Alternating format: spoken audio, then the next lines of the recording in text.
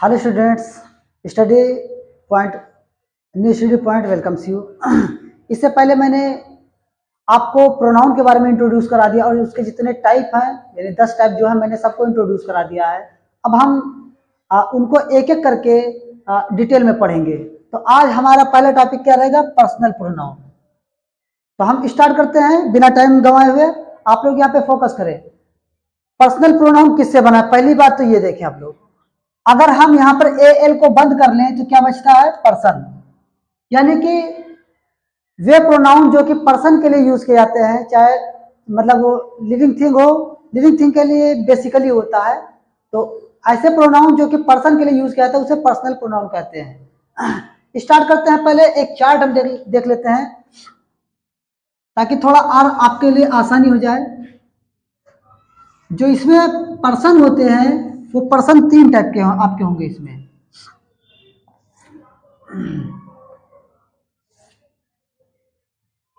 आप यहां पर देख सकते हैं, यहां पे पर्सन 3 प्रकार के होते हैं। फर्स्ट पर्सन, सेकंड पर्सन और थर्ड पर्सन। आपके लिए 3 पर्सन रहेंगे और सभी के नंबर 2 होते हैं, सिंगुलर प्लूरल होते हैं।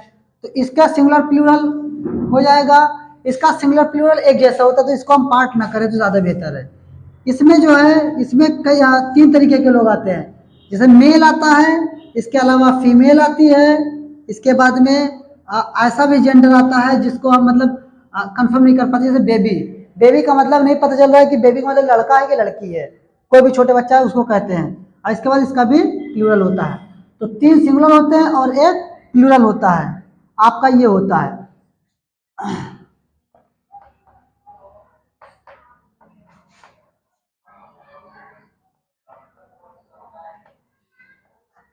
ये तीनों एक ही है तो इसको हम बंटवारा नहीं करेंगे। इसमें सिंगुलर 3 टाइप के आपको मिलेंगे। मेल के लिए मिलेगा, फीमेल के लिए मिलेगा और ऐसी चीज के लिए मिलेगा जो कि जैसे जानवर भी आ सकते हैं और छोटे बच्चे आ सकते हैं। और सबका प्लूरल होता है तो ये भी रहेगा। तो फर्स्ट पर्सन जो है, हम उस प्रोनाउन को कहते हैं जो कि स्पीकर अपने लिए यूज करता है। जैसे मैं बोल रहा हूं तो अपने को मैं कहूंगा तो हम कहूंगा, ये 2 चीज कहूंगा। तो यहां पर जो आपको दिखाई देगा आई मतलब मैं, और इसका जब बहुवचन हो जाएगा तो आपका हो जाएगा वी। इसी टाइप का आपका और भी पार्ट होता चला जाएगा। ये पहला आपका जो है ये आपका सब्जेक्ट में काम आता है। इसके बाद आपका आएगा जो ये आपका हो जाएगा ऑब्जेक्ट में काम आएगा। ऑब्जेक्ट में क्या आता है? आई का ऑब्जेक्ट होता है मी और वी का ऑब्जेक्ट होता है अस। इसी टाइप का जब इसमें आते हैं तो इसमें यू और यू दोनों होता है। सब्जेक्ट में भी यू यूज किया जाता है और ऑब्जेक्ट में भी यू का प्रयोग किया जाता है। इसमें ही है लड़की के लिए, शी है, और अगर नवजात शिशु है तो इट लगता है। और इन सब का बहुवचन क्या होता है? दे होता है। इसका ऑब्जेक्ट क्या होता है? ही से बन जाता है हिम, और शी से बन जाता है हर, इट से बन जाता है इट, और दे से बन जाता है आपका देम। इसके बाद में आपका यहाँ पे जो है क्या कहते हैं, ये जो है ये आपके 2 पार्ट हो जाएगा। यहाँ पे 2 पार्ट होगा और दोनों के दोनों को क्या कहते हैं? पॉजिटिव कहते हैं। एक होता है एडजेक्टिव और एक होता है प्रोनाउन। इसमें क्या होता है आप देख सकते हैं, माई, और इसमें आवर, इसमें आ जाता है आपका योर, इसमें आएगा आपका हिज, इसमें आएगा हर, इसमें आएगा इट, और इसमें आएगा देयर। और यही पर से अगर प्रोनाउन बना दिया जाए तो इसको छोड़ दिया जाए तो बाकी सब में एस लग जाता है। जैसे माई का माइन हो जाता है, ये अलग है, बाकी सब में एस लगता चलेगा। जैसे आवर से बन जाएगा आवर्स, योर से बन जाएगा योर्स, हिज में पहले से एस है तो एस लगाने की जरूरत नहीं है। इसमें नहीं है तो इसमें हम लगा देंगे, हर्ष हो जाएगा। यहाँ पर क्या हो जाएगा आपका? यहाँ पे इट्स हो जाएगा। यहाँ पर आपका क्या हो जाएगा? देयर्स हो जाएगा। इसी प्रकार एक और आता है जिसको हम बोलते हैं रिफ्लेक्सिव। रिफ्लेक्सिव में सेल्फ लगा होता है। इसमें होता क्या है? रिफ्लेक्सिव जो बनाया जाता है तो जो स्पीकर है और लिसनर है इसको हम यहां से लेते हैं, मतलब इस लाइन से लेते हैं। तो यहां से जब लेंगे तो क्या होगा? माई सेल्फ, इसमें सेल्फ लगा होता है। और जब बहुवचन होता है, जैसे वाइफ का बहुवचन वाइफ्स होता है, यस ऐसे इसमें होता है, तो इसमें हम क्या लगाते हैं, आवर सेल्स हो जाएगा। जो बहुवचन वाला है उसमें एस लगता है, इसका याद रखें आप लोग। इसके बाद में आता है योर, से बन जाएगा आपका योर सेल्फ, और अगर बहुवचन है तो योर सेल्स हो जाएगा। तो ये जो है आपका फर्स्ट पर्सन और सेकंड पर्सन आपका ये जो है एडजेक्टिव से लेता है। इसके वजह थर्ड पर्सन वो ऑब्जेक्ट से लिया जाता है, यहां से बनेगा सिंगुलर है तो हो जाएगा हिम सेल्फ। ये भी सिंगुलर है तो इसका हो जाएगा आपका हर सेल्फ। ये भी है सिंगुलर तो इसका हो जाएगा आपका इट सेल्फ। लेकिन ये बहुवचन है, प्लूरल है, तो हम यहाँ पे क्या करेंगे, देम सेल्फ कर देंगे, देम सेल्फ नहीं करेंगे। ये आपका बन गया है। अब हमको इसको यूज बताना है, मेन चीज की कैसे बनता है, कम समय में ज्यादा से ज्यादा बताना है। आप लोग ज्यादा गौर से सुने तो ज्यादा बेहतर रहेगा। कोई भी सेंटेंस जो हम यूज करते हैं तो हम इसी के आधार पर यूज करते हैं। देखो एक सेंटेंस मैं लिखता हूं, आप वहां पर ध्यान दें। जैसे लिखा मैंने कि आई गेव हिम, ऐसे है।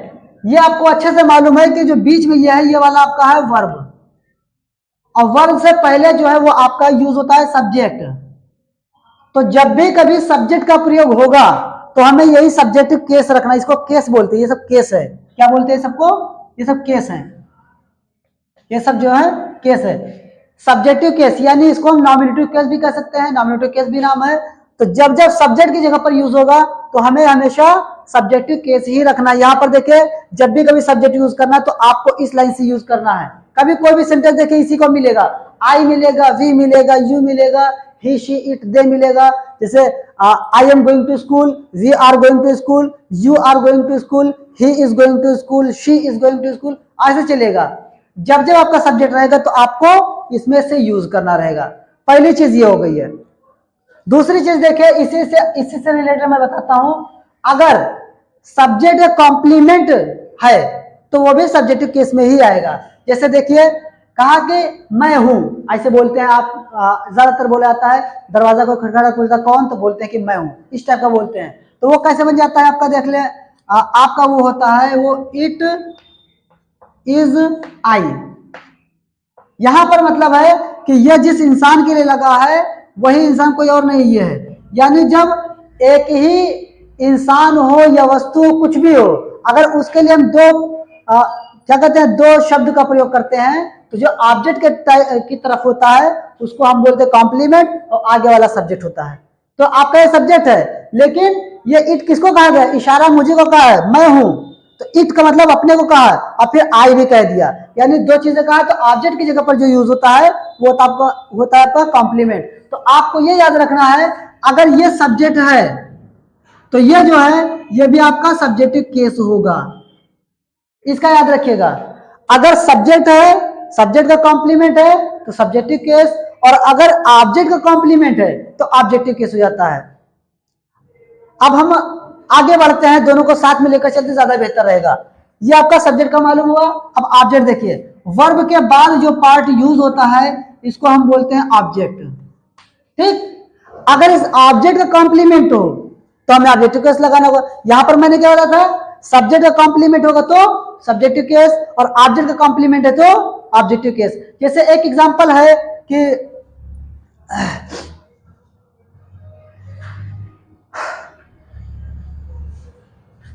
जैसे एक सेंटेंस है, आई नो द मैन, मैं उस आदमी को जानता हूं, टू बी हिम। ऐसा सेंटेंस लगाया, मैं उस आदमी को वो होना जानता हूं, यानी कि जिसको मैं समझ रहा, जिसे बोलते नहीं है कि मैं तो तुमको वो समझ रहा था, उसी टाइप का ये है कि मैं उस आदमी को वो समझ रहा था, वो लड़का समझ रहा था। तो यहां पर देखिए आप लोग, यहां पर देखो ये ऑब्जेक्ट है कि नहीं है, ये जाहिर सी बात है, मैंने बताया है कि वर्ब जो है, वर्ब के पीछे वाले पार्ट में ऑब्जेक्ट होता है, और इसी ऑब्जेक्ट को मैंने यहां पर भी पुकारा है। तो अगर पुकारा है तो ये भी कैसा केस होना चाहिए, ये भी आपका ऑब्जेक्टिव केस होगा। तो उम्मीद करता हूं आप ये समझ गए होंगे कि सब्जेक्ट का कॉम्प्लीमेंट होगा तो हमें क्या यूज करना है, सब्जेक्टिव केस, और अगर ऑब्जेक्ट का कॉम्प्लीमेंट है तो ऑब्जेक्टिव केस। कॉम्प्लीमेंट भी मैं समझा चुका हूं। इसके बाद नेक्स्ट हम चलते हैं, अब हम देखते हैं कि ऑब्जेक्ट कहां कहां यूज होता है। तो आपको इसे याद रखना है,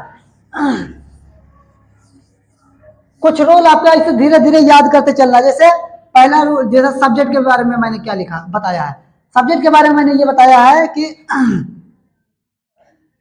सब्जेक्टिव केस ये कहां यूज होगा। इसका मैंने बताया है कि सब्जेक्ट की जगह लगता है, ये आप ये समझ गए हैं। इसके बाद मैंने क्या बताया है कि अगर सब्जेक्ट का कॉम्प्लीमेंट है तो आपको वहां पर क्या यूज करना है, आपको वहां पर भी सब्जेक्ट ही यूज करना है, यानी सब्जेक्टिव केस लगेगा वहां पर। अभी ये दो चीज मैंने बता दिया है। दूसरी चीज अब देखो, ऑब्जेक्टिव केस भी मैंने समझाया है। ऑब्जेक्टिव केस मैंने क्या बताया है कि अगर ऑब्जेक्ट है तो ऑब्जेक्ट की जगह पर ये जो है ऑब्जेक्टिव केस लगता है।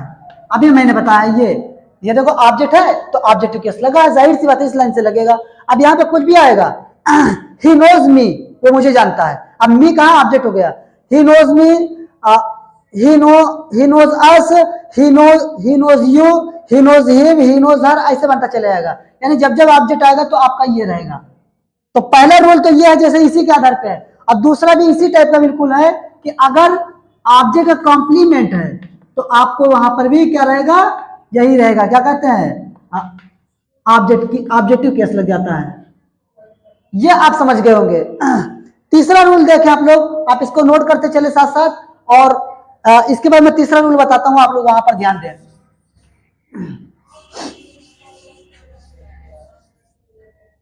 तीसरा रूल जो इसका है वो तीसरा रूल है, अगर कोई प्रीपोजिशन आ जाए, प्रीपोजिशन के बाद अगर कोई केस लगेगा तो हमेशा कौन सा लगता है, वो आपका ऑब्जेक्टिव केस लगेगा।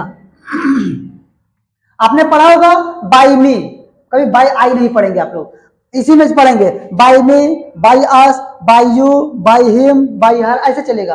कोई भी ले लीजिए, इन मी, इन अस, इन यू, इन हिम, ऐसे चलेगा। यानी कभी भी आपका किसी भी मतलब प्रीपोजिशन पहले आ जाए और उसके बाद कोई केस लगाना है तो आप वहां पर क्या लगाएंगे, सिर्फ और सिर्फ वहां पर आप ऑब्जेक्टिव केस का प्रयोग करेंगे। इसके बाद देखिए चौथा रूल क्या है आपका, अगर लेट का प्रयोग किया गया है तो लेट के बाद भी ऑब्जेक्टिव का केस का प्रयोग किया जाता है। आप लोग सुने होंगे कि जैसे लेट मी बोलते हैं, let me go home now, वैसे बोलते हैं, मुझे घर जाने दीजिए। तो आप देखिए कि जो ये लेट है, लेट के बाद जब भी यूज किया जाएगा तो आपका कौन सा केस यूज किया जाएगा, आपका होगा वो ये होगा। अब नेक्स्ट देखते हैं हम, इसके बाद में अब एक और रूल बचा है, वो लास्ट, इससे जल्दी से जल्दी आप लोग समझ लें। आप अभी देखें कि एक एक चीज आ रहा है। बाई चांस अगर सब्जेक्ट की जगह पर या ऑब्जेक्ट की जगह पर तीनों केस आ जाए तब क्या करेंगे, ऐसे कंडीशन में। यानी अगर तीनों केस अगर यूज करना है तब हम ऐसे में क्या करेंगे,